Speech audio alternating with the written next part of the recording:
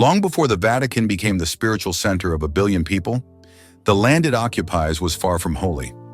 Vatican Hill, lying just across the Tiber River, was once a quiet and somewhat unimportant area of ancient Rome. It housed gardens, pagan shrines, and burial grounds. It was also home to the Circus of Caligula and later Nero, where Romans gathered for races, spectacles, and public executions. It was in this arena, around 64 AD, during one of the earliest persecutions of Christians, that the Apostle Peter was said to have been crucified upside down. To the Romans, it was just another execution. To history, it was the beginning of a legacy. His followers secretly retrieved his body and buried him in a simple grave on the hillside. That humble, unmarked tomb, unnoticed among many others, would one day become the most sacred spot in the Christian world. For nearly 3 centuries, Christianity survived in the shadows.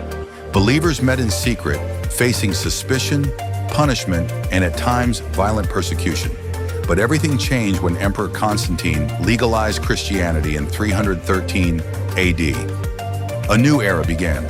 Seeking to honor the apostle believed to be the first leader of the church, Constantine ordered a massive basilica to be built directly over Peter's grave. Engineers had to level the top of the hill, redirect soil, and reshape the land. But the result was extraordinary. The first St. Peter's Basilica became the centerpiece of Christian pilgrimage. From across the Roman Empire, people traveled to kneel before the tomb of the man who had once denied Jesus, yet became the rock on which the church was built. As centuries rolled on, Rome fell to invaders, the Western Empire collapsed, and Europe entered the Middle Ages. But while empires crumbled, the influence of the popes rose. The Vatican evolved from a spiritual sanctuary into a political force. Popes became rulers of the papal states, vast territories stretching across central Italy. They commanded armies, negotiated with kings, and shaped the destinies of nations.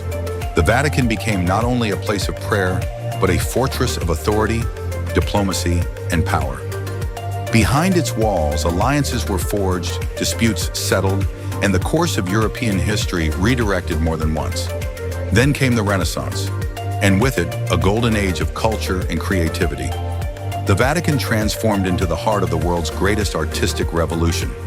The popes became patrons of unmatched talent. Michelangelo, Raphael, Bramante, Bernini, names that changed history. Old structures were torn down and rebuilt. The original basilica from Constantine's time gave way to a monumental new St. Peter's Basilica.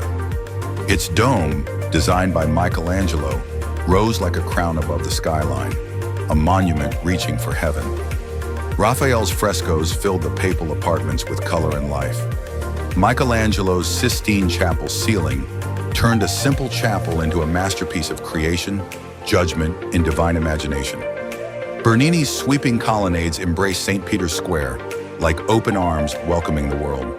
But this cultural explosion also came with conflict. The wealth, the grandeur, and the authority of the church helped spark the Protestant Reformation.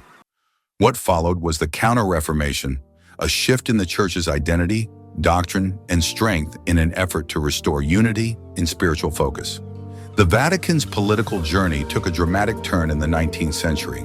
As revolutions swept across Europe and Italy moved toward unification, the Papal States fell. In 1870, the newly formed Kingdom of Italy captured Rome. The Pope refused to accept the loss of his territories and declared himself a prisoner in the Vatican, refusing to step outside its walls for nearly 6 decades. This standoff ended only in 1929, when the Lateran Treaty was signed.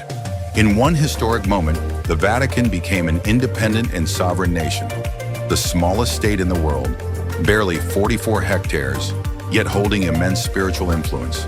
The modern era brought new roles and new challenges. During global conflicts, the Vatican became a quiet but significant diplomatic player.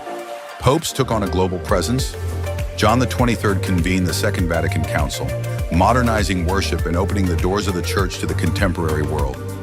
John Paul II traveled more than any pope before him, becoming a symbol of unity and hope, and playing a role in the political changes that helped weaken Soviet influence in Eastern Europe. Benedict XVI defended tradition in a fast-changing society, while Pope Francis emphasizes compassion, dialogue, and concern for the environment, urging nations to care for both humanity and the planet. Today, the Vatican stands as a living museum, a political microstate, a beacon of faith, and a guardian of history. Its museums preserve over 70,000 priceless works of art, from ancient Roman statues to Renaissance masterpieces. Pilgrims and tourists walk through St. P,